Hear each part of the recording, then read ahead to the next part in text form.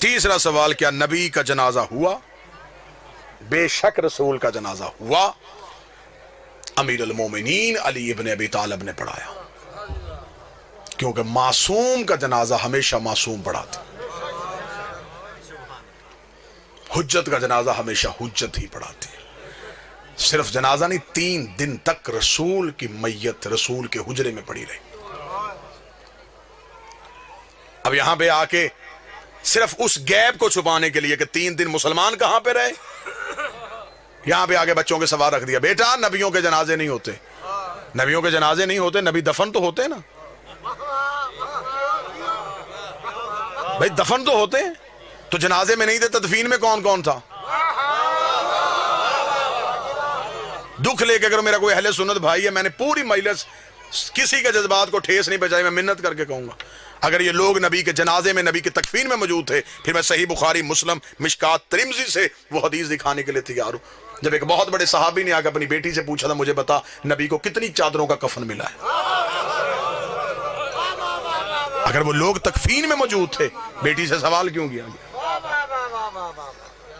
3 دن تک مسلمان غائب رہے سقیفہ بنی سعدہ میں حکومت کی تشکیل دینے میں،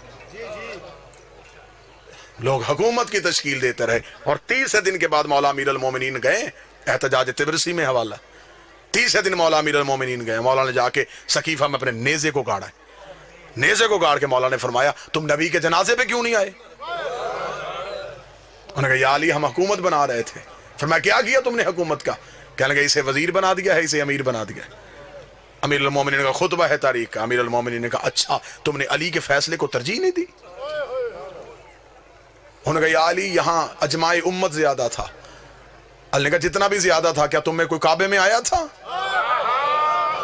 نہیں یا علی کسی نے رسول کی زبان چوسی ہو، نہیں یا علی کوئی نبی کے ہاتھوں پہ پلا ہو، نہیں یا علی کسی نے دعوت ذوالعشیرہ میں کھڑے ہو کے نبی کی تائید کی ہو، نہیں یا علی کسی نے بت توڑے ہوں، نہیں یا علی کسی نے ہجرت کی ہو، نہیں یا علی کوئی مدینے میں رسول کے ساتھ چلتا رہا ہو، نہیں یا علی کوئی فاتح خیبر ہو، نہیں یا علی کوئی کل ایمان ہو، نہیں یا علی کوئی یعصوب الدین ہو، نہیں یا علی کوئی قائد غر المجلین ہو، نہیں یا علی کوئی فاتح درین ہو، نہیں یا علی کوئی نقطہ بائے بسم اللہ ہو، نہیں یا علی کسی نے انگوٹھی دے کے ولایت خریدی ہو، نہیں یا علی کسی کے دروازے پہ تارا کمی بن کے آیا ہو، نہیں یا علی کسی کی بطول جیسی بیوی ہو، نہیں یا علی کسی کا حسن جیسا بیٹا ہو، نہیں یا علی کسی کا حسین جیسا بیٹا ہو، نہیں یا علی کسی نے نبی کے ہاتھوں اپنا اعلان ولایت کروایا، نہیں یا علی اتنا کہنا تھا یا علی گھوڑے کی زین میں بیٹھے، علی نے نیزہ سقیفے سے اکھاڑ کے کہا تم جتنے بھی زیادہ تھے میں تمہیں کہہ دوں میں بھی نکاح سے، میرا باپ بھی نکاح سے، میرا دادا بھی نکاح سے، ہم نکاح والوں کے بیٹے ہیں، گناہ والوں کے بیٹے رہے۔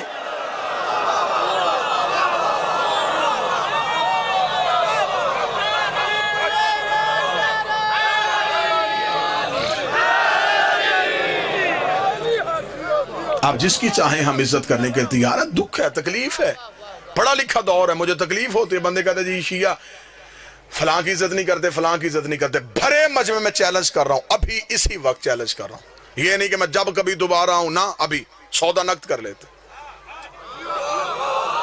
جس کی عزت کروانا چاہتے ہو تم مجمع سے نام لو، میں ممبر سے کردار پڑھتا ہوں۔ بابا جی ٹھیک ہے، اگر کردار عزت کے لائق ہوا تو عزت کرتے، یہ تو غلط بات ہے کہ آپ اپنی کتابیں بھی نہ پڑھیں۔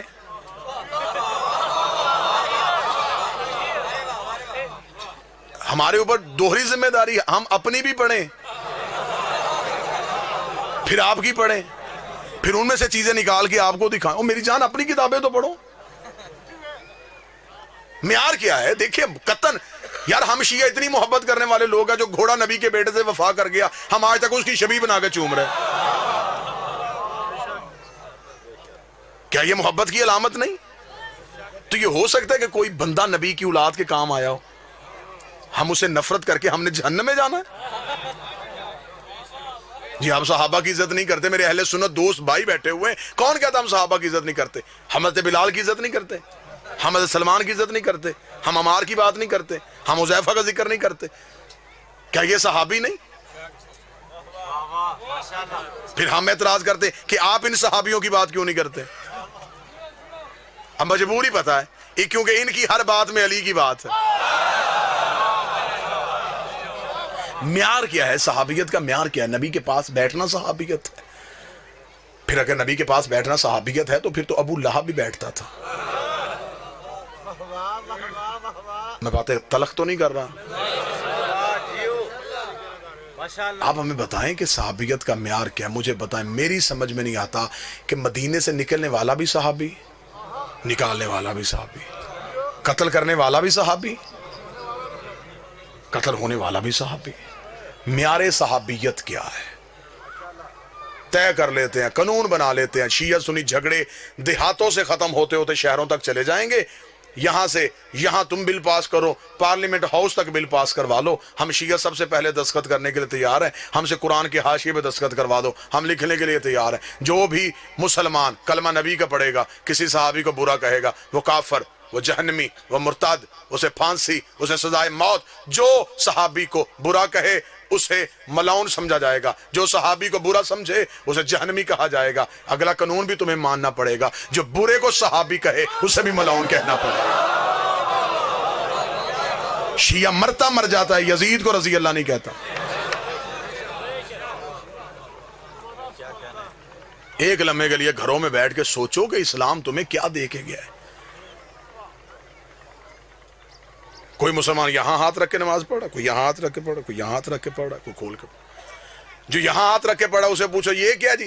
رسول یہاں ہاتھ رکھتے تھے، یہ رسول یہاں رکھتے تھے، یہ رسول یہاں رکھتے تھے، یہ رسول ایسے پڑھتے تھے۔ یہ کام دن میں نبی 5 دفعہ کرتے تھے۔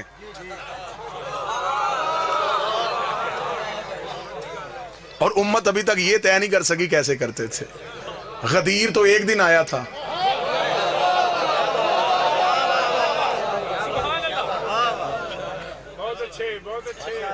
آؤ زدے چھوڑو، بحثیں چھوڑو، آل محمد کے دروازے پہ آؤ۔ ان سے بڑا کائنات کا بادشاہ کوئی نہیں ہے۔ نبی کے بعد وسیلہ یہ ہے، نبی کے بعد ہدایت کا سارا سلسلہ ان کے پاس ہے۔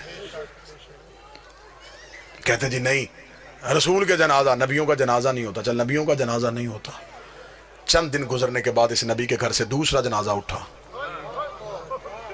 وہ نبی کی بیٹی کا جنازہ تھا۔ 75 یا 90 دن کی روایت ملتی ہے، یا 75 دن زندہ رہی یا 90 دن زندہ رہی بیٹی رسول کی۔ عمر مبارک کتنی تھی؟ جتنی کربلا میں حسین کے اکبر کی عمر تھی۔ یہ عمر تھی میری شہزادی کی جب دنیا کے دکھوں سے کنارہ کر کے گئی ہے محمد کی بیٹی۔ چل مسلمان نبی کے جنازے پہ نہیں آ سکے، رکھ مولوی کے سر پہ قرآن، مجلس سے جائے کلمہ نبی کا پڑھتا ہے، تجھے رسول کی عزت کی میں قسم دے رہا ہوں، کلمہ نبی کا پڑھتا ہے، جا کے ریسرچ کرنی شروع کر دے، مولوی کے دروازے کھٹکھٹا۔ نہیں آئے تھے مسلمان نبی کے جنازے پہ، بتا زہرا کے جنازے پہ کتنے مسلمان؟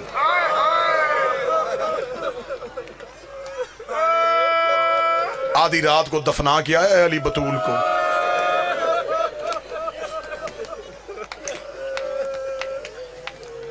اب ہم کیا کریں؟ ہم درد پڑھیں گے، مر جائیں گے شیعہ۔ ساری رات علی زہرا کی قبر پہ بیٹھ کے قرآن پڑھتے تھے، تلوار نکالی ہوتی تھی، ایک ہاتھ میں قرآن ہوتا، ایک ہاتھ میں تلوار ہوتی۔ ایک دن حسین نے جا کے کہا بابا میری ماں کو تلاوتوں کی محتاج ہے۔ فرمایا قرآن پڑھنے نہیں آتا، اونچی آواز میں اس لیے پڑھتا ہوں انہیں پتہ چلے علی قبر پہ پہرا دے رہا۔ کیا یہ غریبی نہیں تھی میرے بادشاہ علی کی؟ بچپن کا حسین بابے کے قدموں پہ گر گیا، رو کے کہتا بابا اب تو میری ماں نہیں روتی، اب تو میری ماں جگیر نہیں مانگتی، اب میری ماں کو کیا ڈر ہے؟ فرمایا جو آگ لے کے دروازے پہ آ گئے، کہیں بیل چلے کے زہرا کی قبر پہ نہ آ جائے۔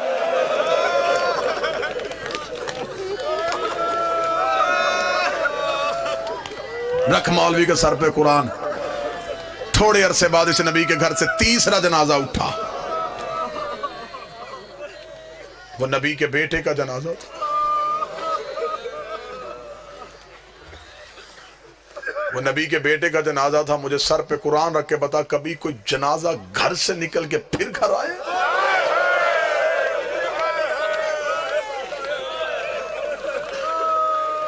یہ پہلا جنازہ ہے کائنات کا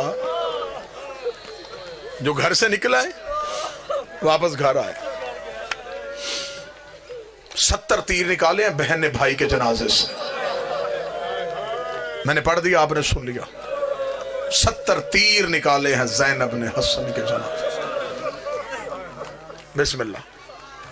واجب الاحترام قابل صد احترام خطیب عالم اسلام سرکار علامہ قبلہ علی ناصر الحسینی صاحب تشریف لے آئے.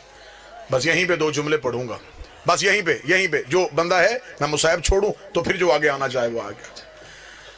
70 تیر نکالے ہیں زینب نے حسن کے جنازے سے.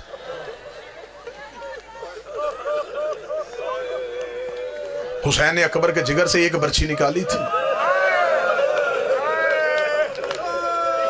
جس نے سینے پہ ہاتھ نہیں مارا اس نے اپنے آپ کو امیر سمجھا.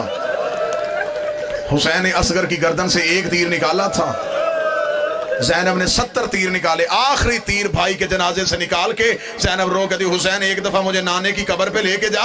فرمایا کیا پوچھنا چاہتی ہے؟ فرمایا جا کے نانے کی قبر سے جا کے پوچھو نانا تو کہا کرتا تھا حسن میرا امیر بیٹا ہے، حسین میرا غریب بیٹا ہے. میں نانے کو بتاؤں گھر آ کے اپنے امیر کا جنازہ دیکھ، پھر مجھے بتا تیرا امیر ایسا ہے تو تیرا غریب کیسا ہو. انہوں نے تیرے امیر کی یہ حالت کی ہے تو تیرے غریب کی کیا حالت.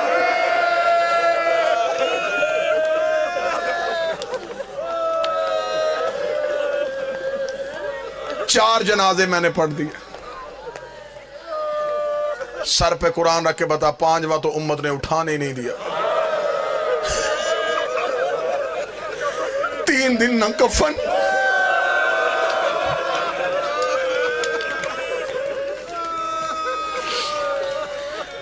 اپنی اپنی لاشیں دفنا کے چلے گئے. حسین کی لاش کربلا کے جنگل میں 3 دن تک بغیر کفن کی پڑی. علامہ حافظ کفایت حسین اپنی کتاب میں لکھتے ہیں امت نے 7 حصوں میں حسین کی لاش کو تقسیم کیا. کسی کے ہاتھ حسین کا امامہ آیا، کوئی حسین کی عبا اتار کے لے گیا، کوئی حسین کی قبا اتار کے لے گیا. ایک کمینے نے سید کے کمر بند پہ ہاتھ ڈالا، حسین کی میت کانپی. آواز آئی حیا کر میری لاش پہ میری بہنوں نے آنا، شرم کر میری لاش میں میری بیٹیوں نے آنا. ایک کمینہ ان میں سے وہ ہے جس میں آج بھی زیارت ناہیہ میں میرا 12واں لہو رو کے لعنت بھیجتا ہے. بابا شرازی سید مجھے معاف کر دینا، یہ کمینہ وہ ہے جس نے حسین کی انگوٹھی اتاری. آج بھی میرا 12واں پردے پہ لعنت کرتا ہے. کوئی نرم دل شیعہ بیٹھا مجھے معاف کر دینا، اس ملاؤں نے حسین کی انگوٹھی اتاری ہے. یہ خود کہتا ہے کہ جب میں حسین کی لاش پہ پہنچا کوئی حسین کا امامہ لے گیا تھا، کوئی حسین کی عبا لے گیا تھا، کوئی حسین کی قبا لے گیا تھا. اس نے کہا میری نظر پڑی حسین کے ہاتھ پہ، حسین کے ہاتھ پہ انگوٹھی تھی. میں نے سوچا مدینے کا شہزادہ ہے، انگوٹھی اس کی قیمتی ہوگی. یہ کمینہ کہتا مجھے جلدی تھی، میں نے خیموں میں جا کے مال لوٹنا تھا. میں جلدی حسین کے ہاتھ کے قریب آیا، میری ایک نظر خیمے پہ تھی، میں دوسرے ہاتھ سے حسین کی انگوٹھی اتار رہا تھا. یہ کتا کہتا ہے حسین کی انگلی اتنی زخمی تھی مجھ سے انگوٹھی اتر نہیں رہی تھی، مجھے جلدی تھی. کوئی سید ہو، کوئی سید زادی ہو مجھے معاف کر دینا. یہ کمینہ کہتا میں کربلا کے جنگل میں دوڑا، میں ایک پتھر اٹھا کے لایا، اس پتھر پہ حسین کا ہاتھ رکھا، اپنی جیب سے خنجر نکالا، حسین کی انگلی پہ خنجر رکھا، دوسرے پتھر کے ساتھ میں ضرب مارنے لگا. ایک کالے برکے والی بی بی کی چیخ آئی، آواز آئی تجھے انگوٹھی چاہیے مجھے بتا میں اتار کے دے دوں. میں نے چکیاں پیس کے پالا اور میرا لاڈ